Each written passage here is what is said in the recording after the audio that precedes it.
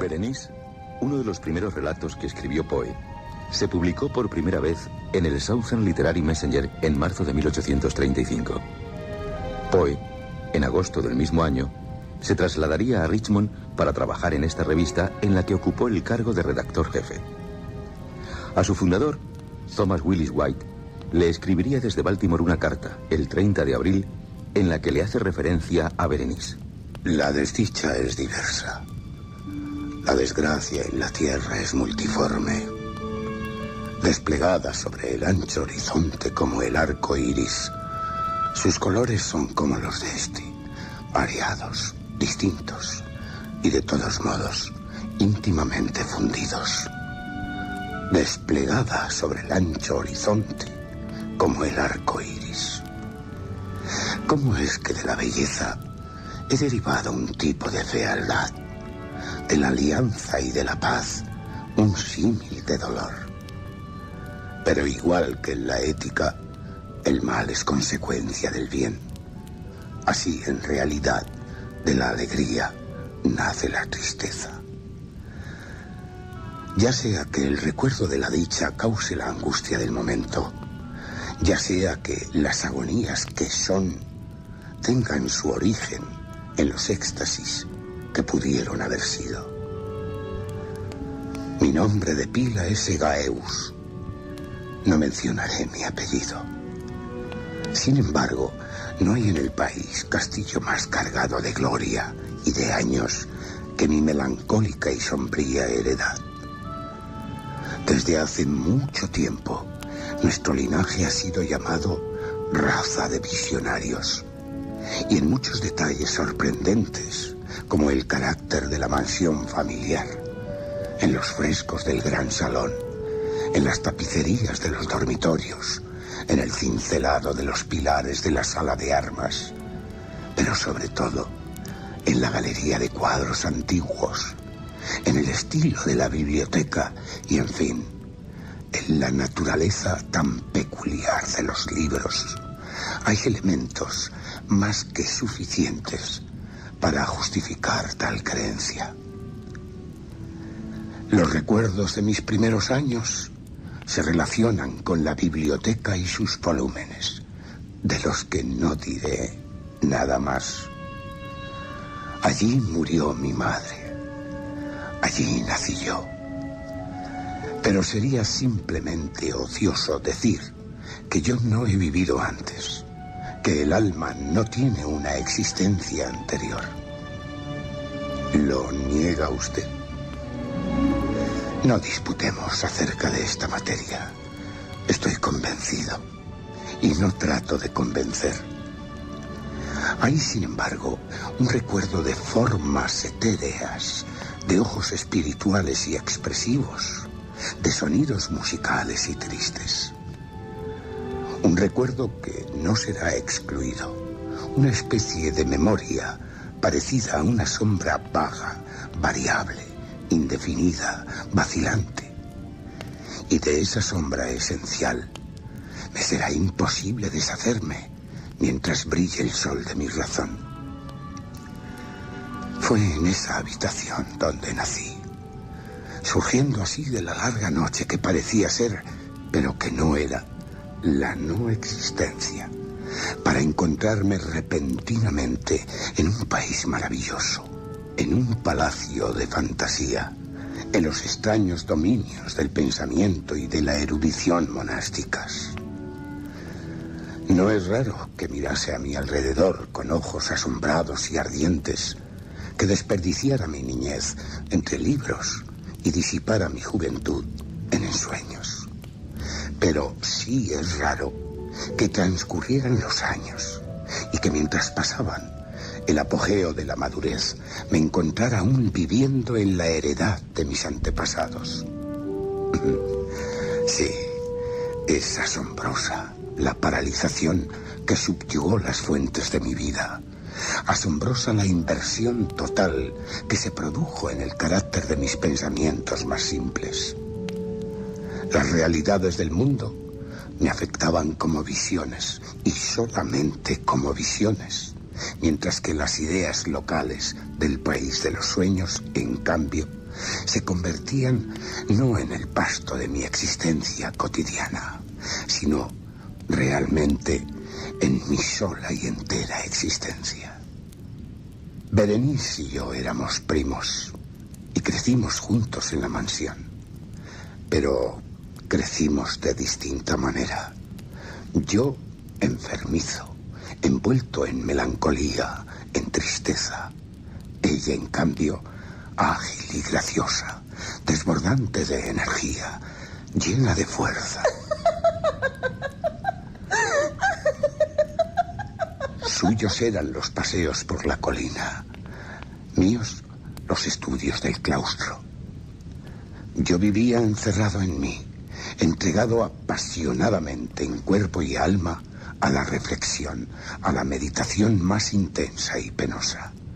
Ella, vagando indolente a través de la vida, sin pensar en las sombras del camino, ni en la huida silenciosa de las horas de alas negras.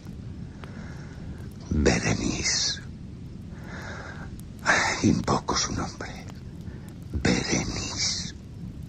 Y de las ruinas grises de mi memoria se yerguen a esa voz, a esos recuerdos, otros miles tumultuosos. Su imagen está viva, ahí, viva en mí, como en los primeros días de su alegría y de su júbilo.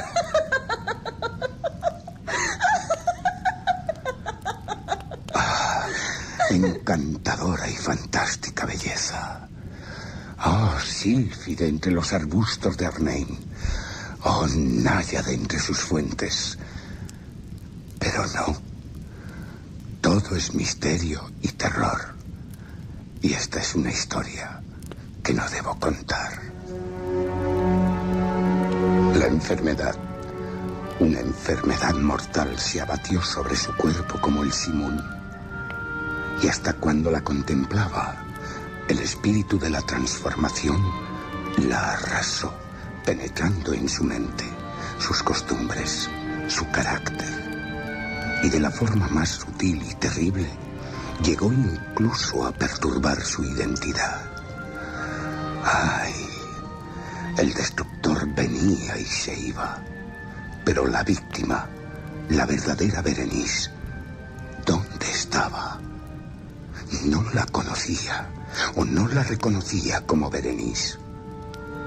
En la numerosa serie de enfermedades producidas por aquel fatal y principal ataque que operó una revolución tan horrible en el ser físico y moral de mi prima, se ha de mencionar como la más aflictiva y tenaz una especie de epilepsia que con frecuencia acababa en catalepsia que se parecía a la muerte y de la que se despertaba algunas veces de una manera totalmente brusca y repentina. Mientras tanto, mi propia enfermedad, porque me han dicho que no debería darle otro nombre, aumentó rápidamente y al fin asumió un carácter monomaníaco de nueva y singular especie, ganando en vigor a cada hora y a cada momento. Y por último, tuvo sobre mí el más incomprensible ascendiente. Tal monomanía, si así debo llamarla, consistía en una irritabilidad morbosa de esas propiedades de la mente que la ciencia metafísica designa como facultades de atención. Es más que probable que no me entiendan, pero temo en verdad que no me sea absolutamente imposible darles una idea exacta de aquella nerviosa intensidad de interés con la que, en mi caso, la facultad de meditar se aplicaba y se dormía en la contemplación de los objetos más vulgares del mundo. Reflexionar largas, incansables horas con mi atención fijada en algún trivial dibujo hecho en el margen o en la tipografía de un libro. Estar absorto durante buena parte de un día de verano en la peregrina sombra que caía oblicuamente sobre la tapicería o sobre la puerta. Perderme durante toda una noche mirando la tranquila llama de una lámpara o las ascuas de un fuego. Soñar días enteros con el perfume de una flor. Repetir monótonamente alguna palabra común hasta que el sonido, gracias a la continua repetición, deja de comunicar la menor idea a la mente. Perder todo sentido del movimiento o de la existencia física por medio de la absoluta quietud del cuerpo, mantenida larga y obstinadamente. Tales eran algunas de las más comunes y de las menos perniciosas aberraciones de mis facultades mentales. Aberraciones que sin duda no pueden explicarse. Pero, por favor, que no se me entienda mal. La excesiva, intensa y mórbida atención así suscitada y excitada por objetos triviales en sí mismos no debe confundirse con la tendencia a la meditación, común a todos los hombres, y que se da especialmente en las personas de imaginación ardiente. Tampoco era, como pudiera parecer, una condición grave, ni la exageración de una tendencia semejante, sino un estado primario y esencialmente distinto, diferente.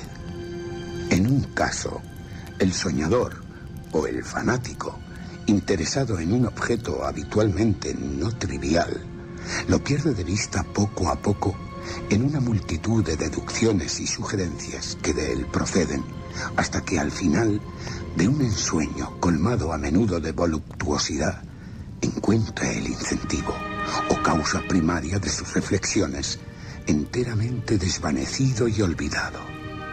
Desde mi perspectiva, el punto de partida era invariablemente trivial, frívolo, aunque adquiría a través del centro de mi imaginación enfermiza una importancia refleja e irreal.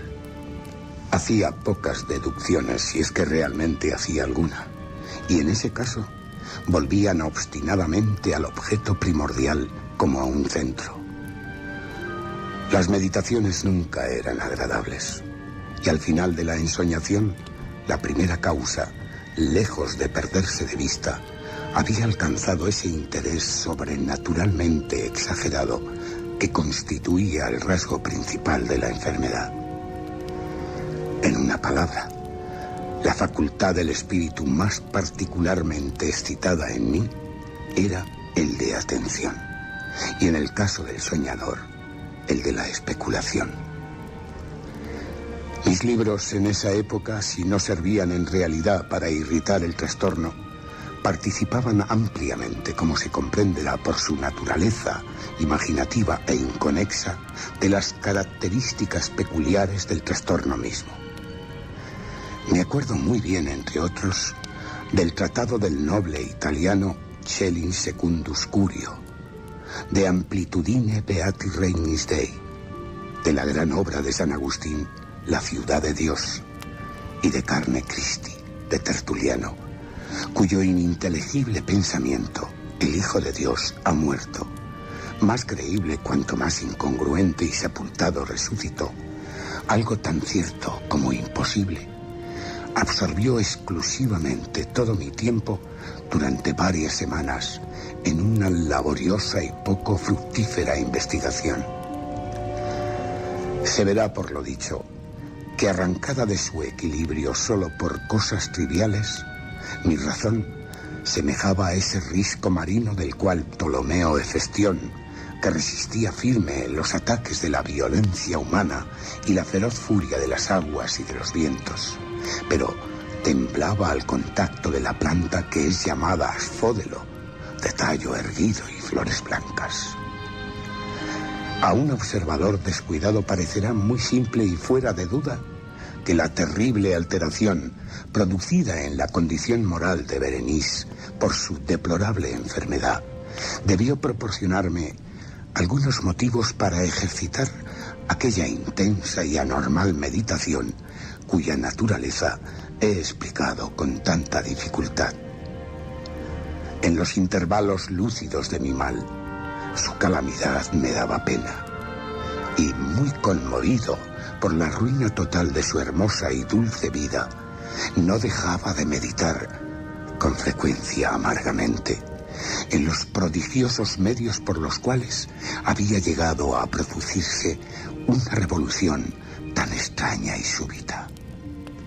Pero estas reflexiones no compartían la idiosincrasia de mi enfermedad y eran como las que se hubieran presentado en circunstancias semejantes a los hombres comunes.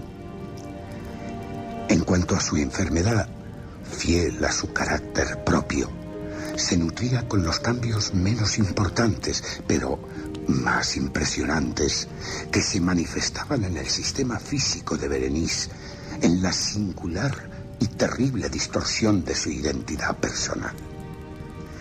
Durante los días más luminosos de su belleza incomparable, puede que nunca la había amado.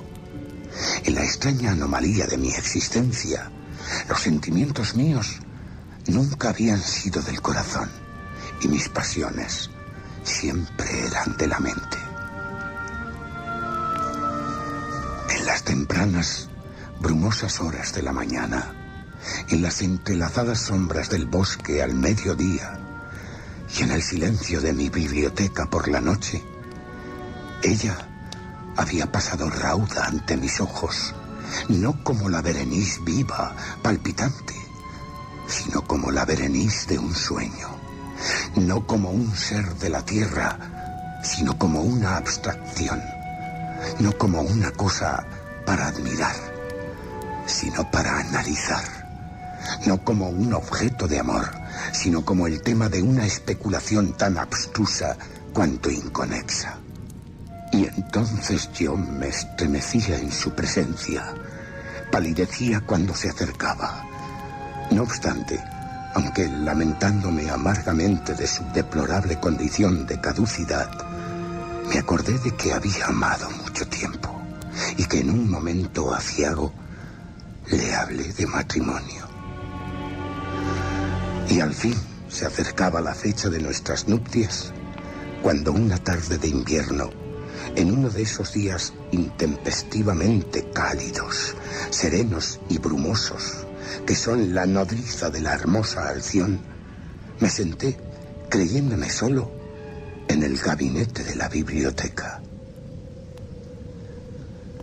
Pero no estoy solo. La veo ante mí. Berenice. ¿Acaso es mi imaginación excitada, la influencia de la atmósfera o la incierta luz crepuscular de la estancia o los pliegues grises que caen alrededor de su figura, lo que causa en ella un contorno tan vacilante e indefinido?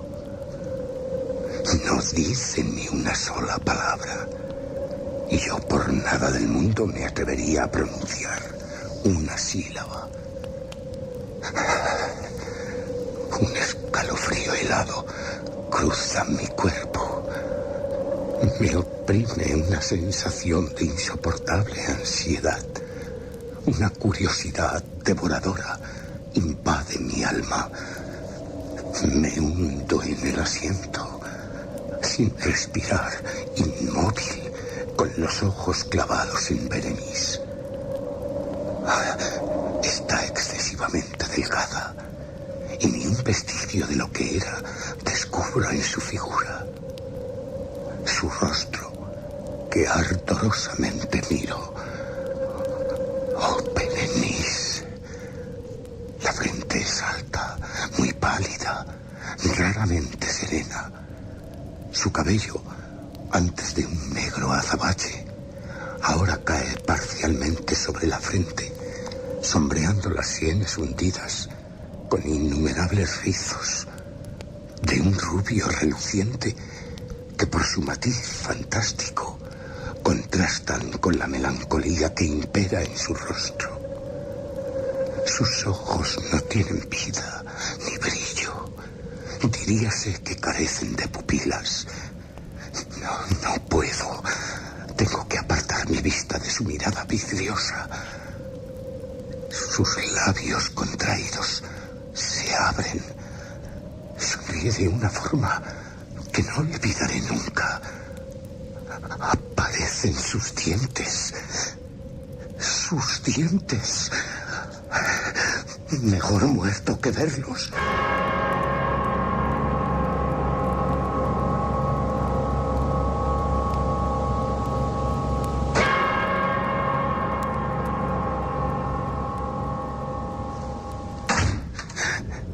Una puerta que se cerró me causó una gran agitación. Levantando los ojos, vi que mi prima había salido de la biblioteca, pero de mi cerebro no se había ido el blanco y horrible espectro de los dientes. Ni una pequeña mancha en su superficie, ni una sombra de su esmalte, ni una mella en sus bordes existió que no grabase en mi memoria. Los vi entonces claramente, más claramente que nunca. Los dientes. Los dientes. Estaban aquí y allí, en todas partes ante mí, visibles, tangibles, largos, estrechos, excesivamente blancos, con los pálidos labios contorsionándose alrededor de ellos, como en el momento mismo en que empezaron a distenderse los dientes de Berenice. Entonces se produjo la furia plena de mi monomanía y luché en vano contra su irresistible y extraña influencia.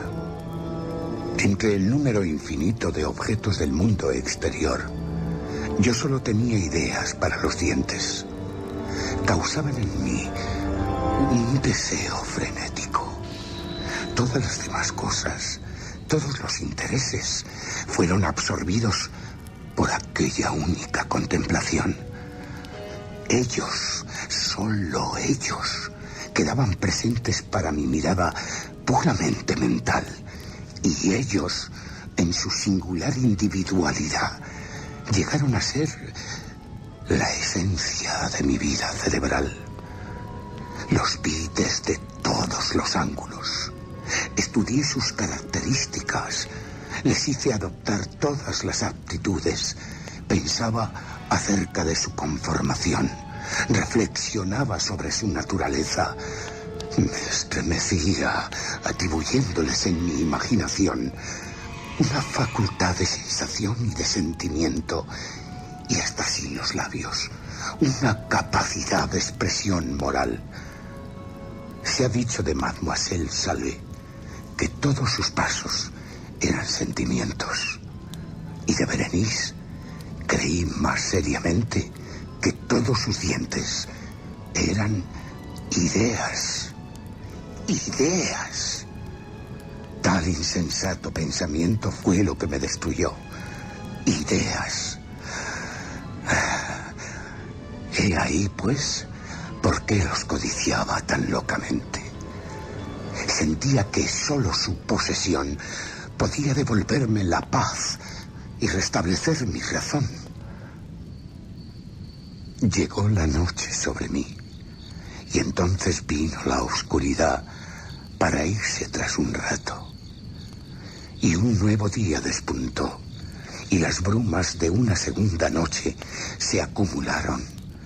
Y yo seguía inmóvil, sentado en aquella estancia solitaria, siempre sentado, sumido en mi meditación, y sin dejar el fantasma de los dientes de mantener su influencia terrible, hasta el punto que, con la más viva y la más horrorosa claridad, flotara en el aire a través de la luz y las sombras cambiantes de la biblioteca.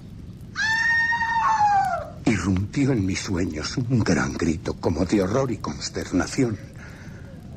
Tras una pausa, oí voces desoladas, entrecortadas, gemidos de dolor, de pena.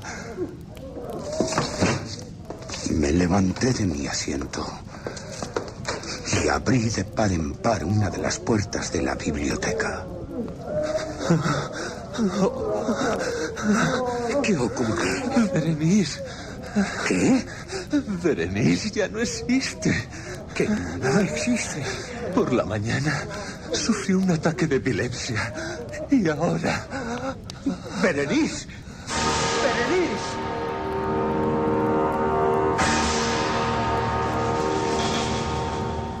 Al caer la noche, la tumba estaba lista para recibir a su ocupante, así como terminados todos los preparativos del entierro. Con el corazón lleno de angustia y oprimido por el temor, me dirigí con repugnancia al dormitorio de la muerta. La habitación era amplia, muy sombría, y a cada paso topaba con los preparativos del entierro. Las cortinas del lecho estaban corridas alrededor del ataúd. En él yacía todo lo que quedaba de Berenice. ¿Quiere ver su cuerpo? No vi que ningún labio se moviera. No obstante, la pregunta me la hizo alguien. No podía negarme. Levanté suavemente las sombrías colgaduras, pero al dejarlas caer de nuevo, estas lo hicieron sobre mis hombros, separándome así de los demás, del mundo de los vivos, encerrándome con la difunta.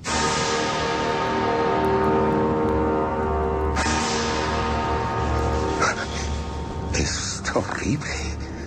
Toda la atmósfera huele a muerte, pero el vaho que emana del ataúd me hace daño.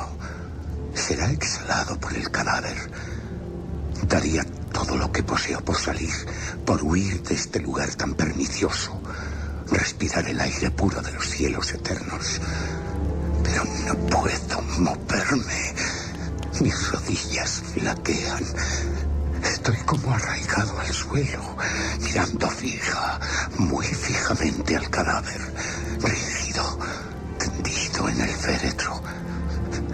Pero es posible. ¿Acaso estoy loco? Se ha movido un dedo de ella en la mortaja blanca que la cubre. Si aparto el velo. ¡Ah, Dios! La venda que le sostenía las mandíbulas se han desatado. Y los labios se retuercen en una especie de sonrisa. Y tras ellos los dientes blancos, relucientes de Berenice, sus espantosos dientes. Me miran, sí, ellos me miran.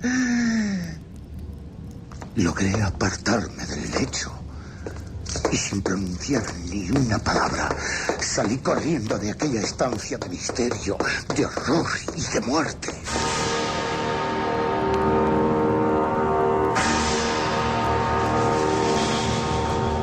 Me encontré sentado en la biblioteca y de nuevo solo. Me parecía que acababa de despertar de un sueño confuso y agitado.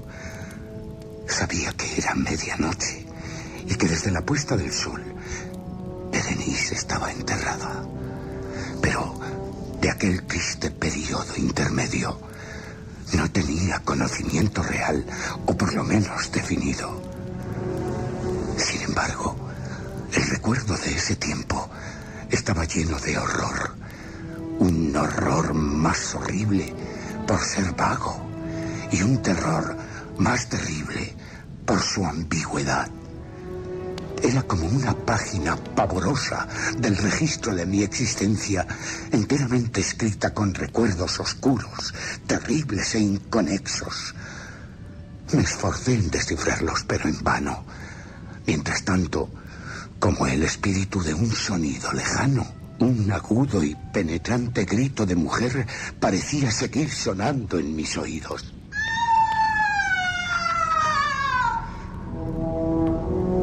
Yo había hecho algo. ¿Pero qué? ¿Qué? Me hice la pregunta en voz alta. ¿Qué es lo que hice? ¿Qué? la mesa a mi lado brillaba una lámpara y cerca de ella había una pequeña caja. No era una caja de un estilo notable y la había visto frecuentemente porque pertenecía al médico de la familia. Pero, ¿cómo había ido a parar allí, encima de mi mesa? ¿Y por qué me estremecía al mirarla? Cosas que no tenían explicación. Mis ojos acabaron cayendo sobre las páginas abiertas de un libro en el que había una frase subrayada. Eran las extrañas, vulgares y simples palabras de un poeta. Ibn Zayyad dicebant mi jodals si sepulcrum amicae visitaren, curas meas aliquantulum fore levatas. Mis amigos me dijeron que de visitar el sepulcro de mi amiga, mis preocupaciones serían notablemente aliviadas. ¿Por qué al leer la frase mis cabellos se han erizado y mi sangre se heló en las venas? ¿Quién ahora?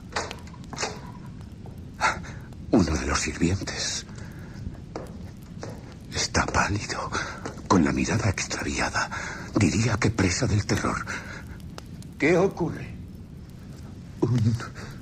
Un grito salvaje, pavoroso, ha turbado el silencio de la noche. Nos reunimos todos los sirvientes. Buscamos el origen del sonido. ¿Y? Una tumba ha sido violada. Y un cadáver desfigurado, sin mortaja. ¿Qué? Aún respira. Su corazón palpita.